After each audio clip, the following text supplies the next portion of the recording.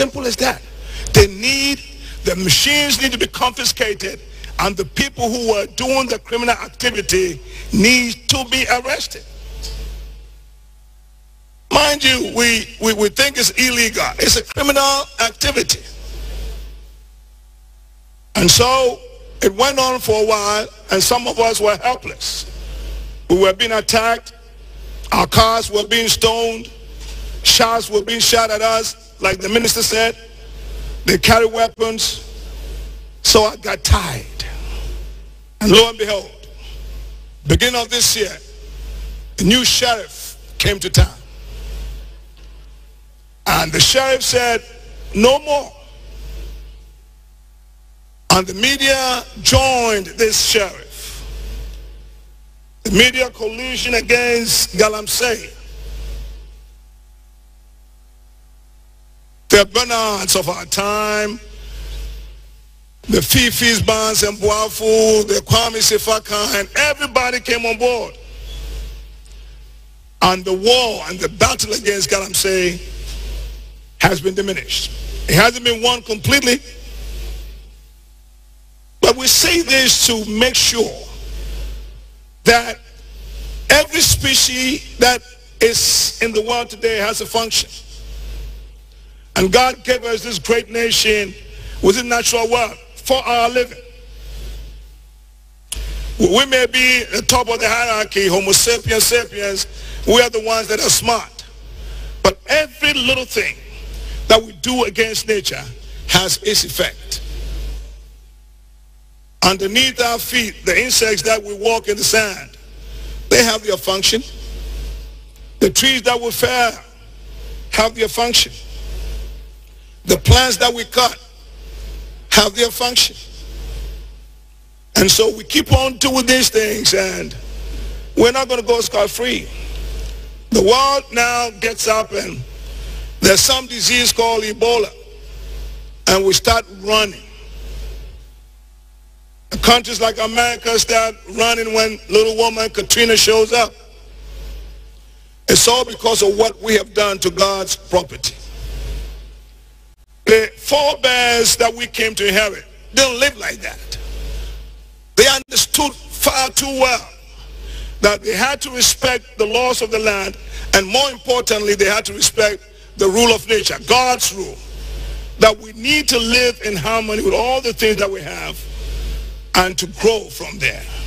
They're the ones who knew that you don't have to farm 200 feet close to the riverbanks. They knew that you don't have to visit the forest every day. So in most Akan countries, 2 days out of a week, no one is allowed to go to the forest. If my math is right, that's 100 days out of 365 that the forest needed to rest. Even those who were hunters, they were supposed to bring their game to the palace for inspection. It's not that the king wanted more protein, but he wanted to make sure you were not reckless the night before. These things were some things that we inherited. But here we come, a young culture, because of our consumeristic attitude, because we want it now, because of profit, we decide to destroy everything around us. I worry. I worry about the future of our children. I worry about new diseases coming into our lives because of our action.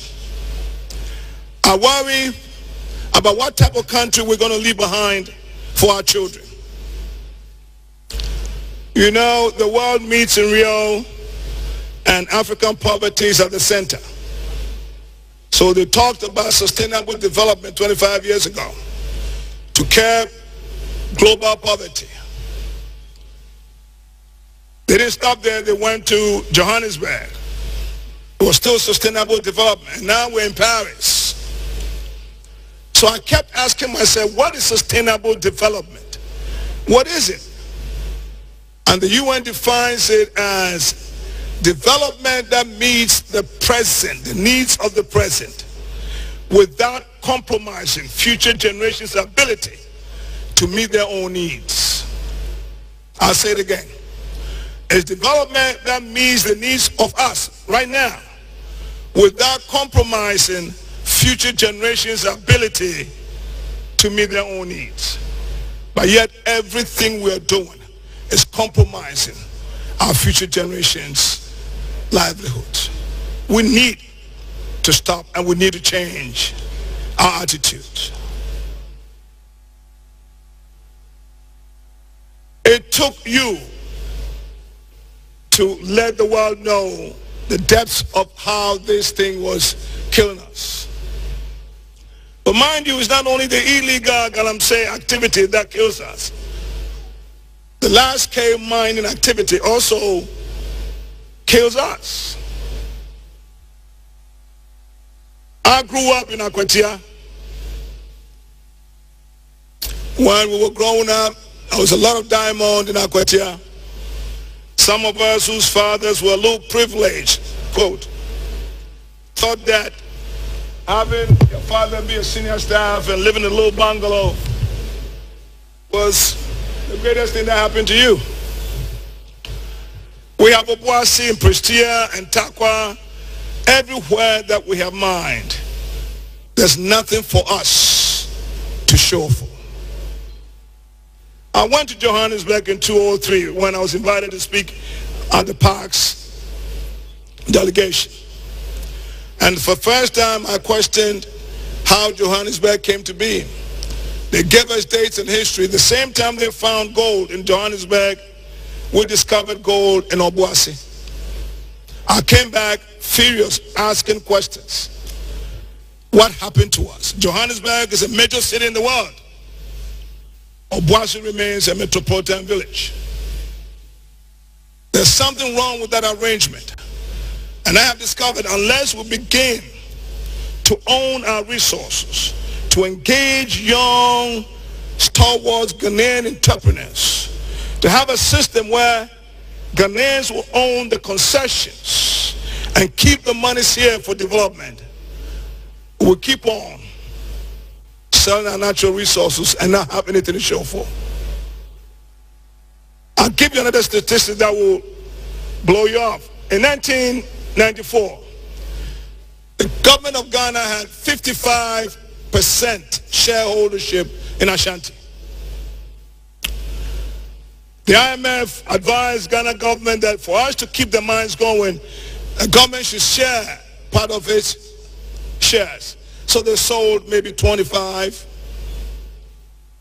The 30% that's left since 1994 has been consumed to now. Public and private shareholdership in our gold is 1.5%. There's no better illustration to combat that second part of the sustainable development that we have squandered the future of our next generation. So I urge all of us, as we receive our awards, to keep on educating the public about these things so that we know where we stand. What bothers me, again, as the minister said, is it has become a policy now to lift the ban on small-scale mining. I don't know if the calculations are right, but I worry a little bit because that's how Galamsey started. It was small-scale mining, then that metamorphosed into Galamsey. So if the ministry and the government is going to do that, please make sure the regulatory agencies and the law enforcement will know so they can check these guys. Otherwise, the work that the media has done, everybody has done, will go back and we're going to say, oops, again. Small-scale mining and Galamsey mining, I don't see too much difference in it. The only difference is small scale has land tenure. So if they're going to have land tenure, then the regulatory agencies should check that they keep it that way and do it within the laws. If we do that, all of us will be all right. Lastly, you know, I want to say this and probably take my seat. And I want you to listen. Something for yourself and your people. Then some guys turn around and accuse you of the holy thing that you also are put for at lands. Must I go at night and steal my own land and engage in illegal activity? It just doesn't make sense. But my consolation is I read Paul Victor Anson's Going to Town space in his book. He says when people are doing things successfully, and those who are consumed with evil and hatred and jealousy, the nefarious characters with motives of mischief will try to pull you down. This morning, I woke up feeling good because one of your kind, a man I respect a great deal, gave me the courage to come here to speak. I also want to thank the GGA. Of all those things said about me, they still have confidence in me to join you today to speak on this issue. I greet you, and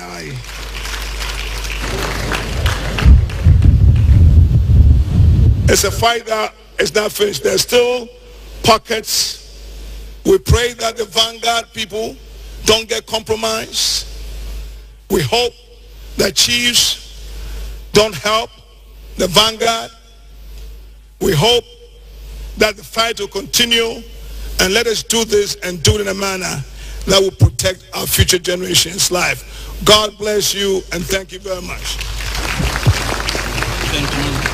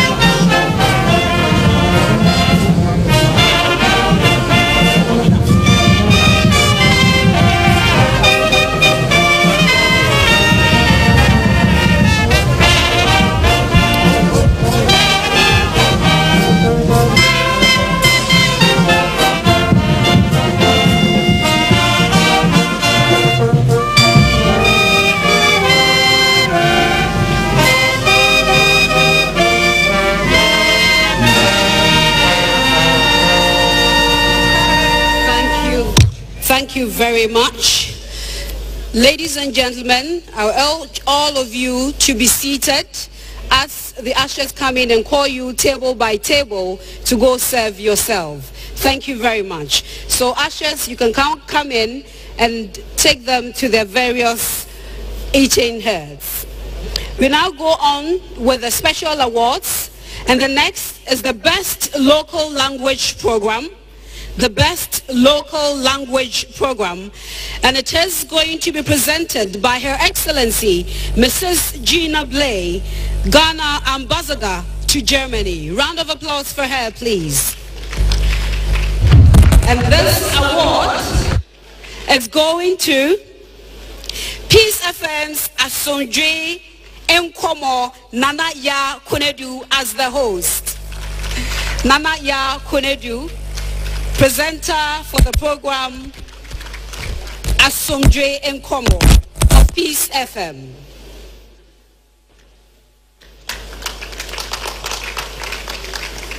Your Excellency, thank you very much once again.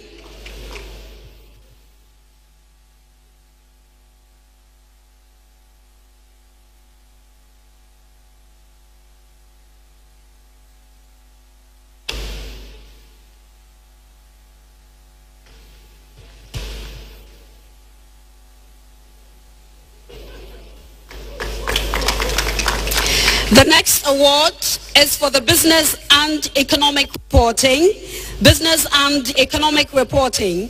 And it is going to be presented by Mr. Charles Wade, Head of Corporate Affairs at the National Investment Bank. Mr. Charles Wade, Head of Corporate Affairs of NIB. If you can please join us upstage. And this award goes to Kwame Enum of TV Africa. And of course, the title was Untapped White Gold. The Untapped White Gold. Congratulations, Kwame Enum of TV Africa.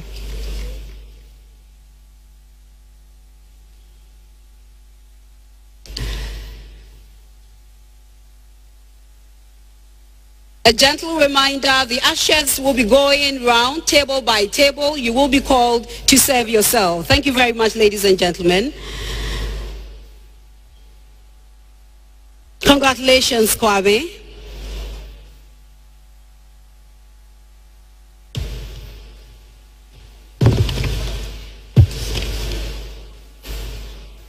The next award is political reporting, and that is going to be presented by Mr. Cyrus DeGraff Johnson. Mr. Cyrus DeGraff Johnson is to present the award for political reporting, daily graphic. You are the winner. And that is for the print side. Better round of applause.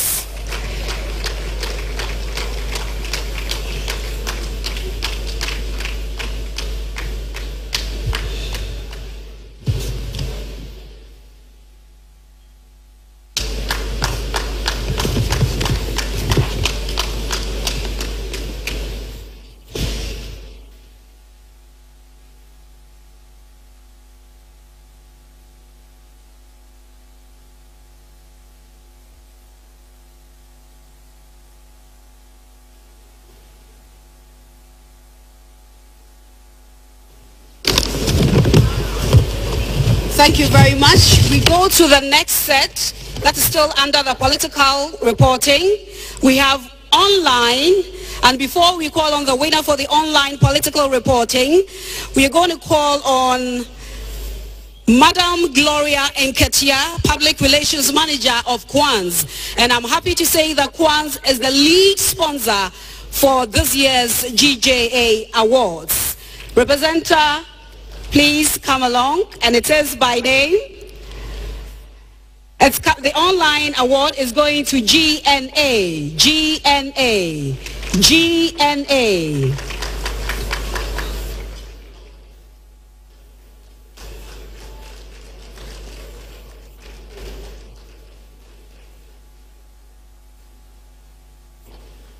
Congratulations, GNA.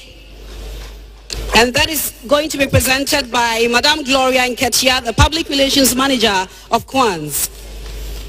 Madam Gloria, you're doing this for us again. Political reporting radio, and it goes to City 97.3 FM. City 97.3 FM. Round of applause, ladies and gentlemen.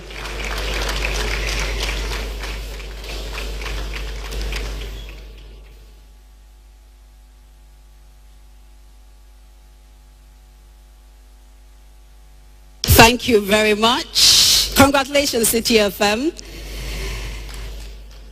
The next, political reporting for television. Madam Gloria is still going to do this for us. Thank you very much. And this goes to United Television, UTV. UTV.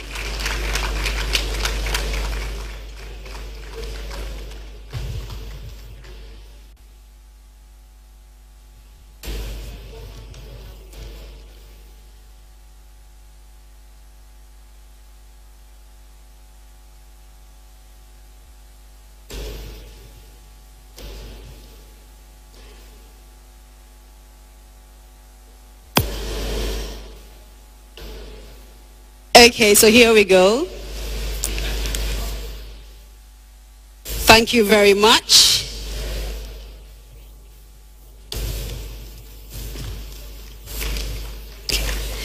The next award is for the small and micro scale enterprise. The small and micro scale enterprise, and this is also going to be presented by boss from NIB, Mr. Charles Wade, head Corporate Affairs. Charles Wade, Head Corporate Affairs. And this award goes to Business and Financial Times. Round of applause for BNFT. BNFT.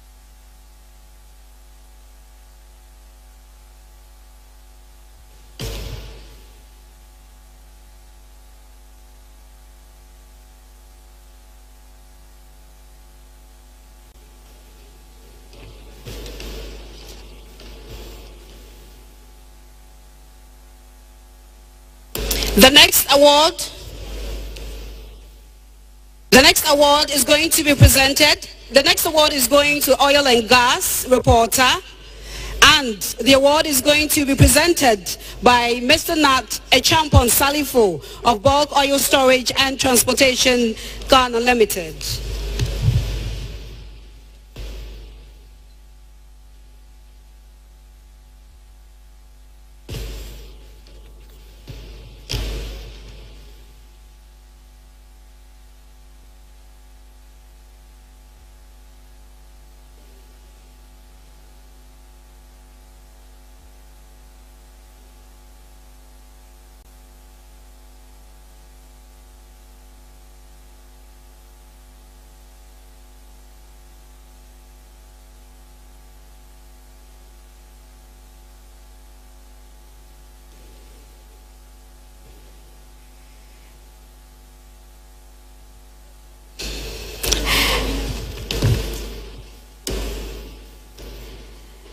And the winner.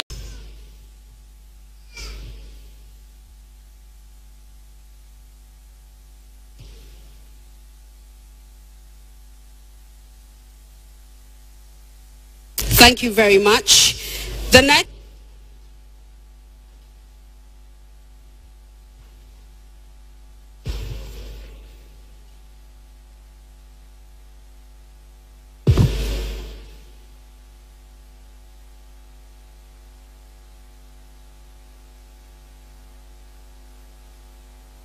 Next is the reporter for rural reporting. Reporter for rural reporting.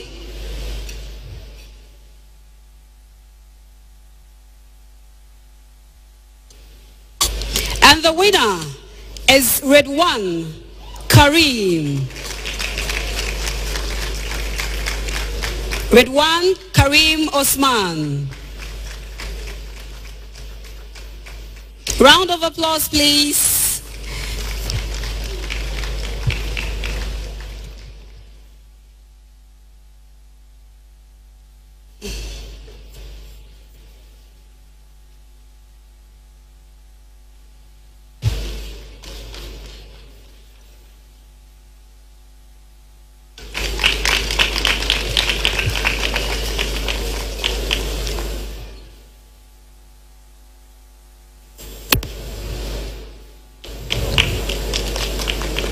Congratulations. The next is reporter financial reporting. Sir, I'll be glad if you can stay on stage to help us do the next one. Thank you very much. And this goes to Dominic Andor.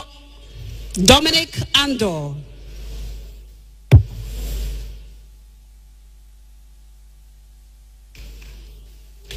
Dominic Andor.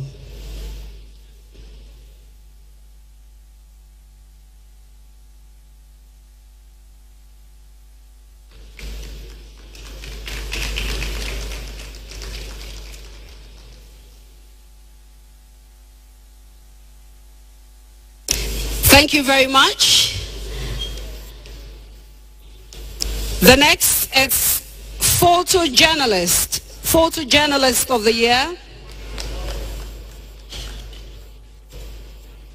And this is going to be presented by Mr. Bonakumsen. Mr. Emma Kumsen.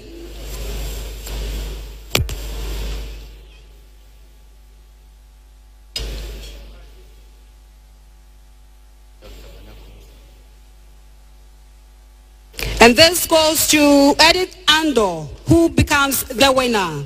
Congratulations.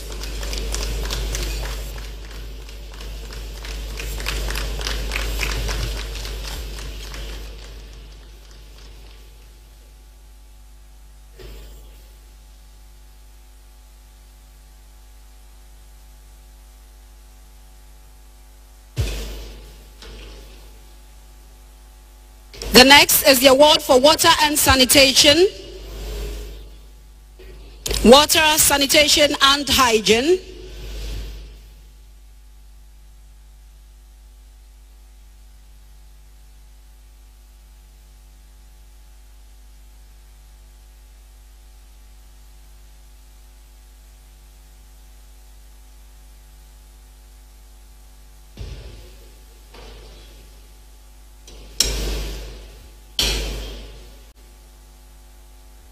And the winner is Ghana News Agency. Ghana News Agency.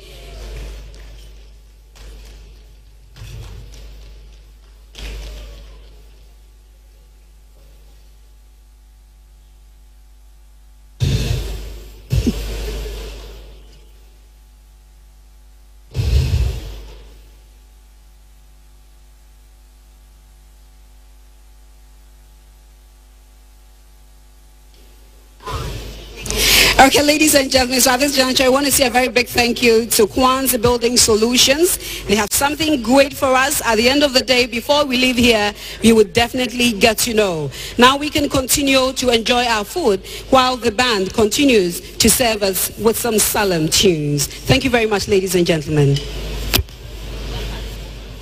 We've not been presented.